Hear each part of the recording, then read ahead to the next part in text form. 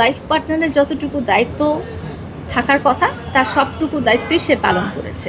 সে আমার বাচ্চাদেরকে স্কুলে নিয়ে গেছে, সে আমার বাচ্চাদেরকে পার্কে নিয়ে গেছে, সে আমার বাচ্চাদেরকে ইভেন বাচ্চাদের দাদুর বাড়িতে পর্যন্ত নিয়ে গেছে। সে আমাকে অফিস থেকে নিয়ে আসছে, নিয়ে গেছে।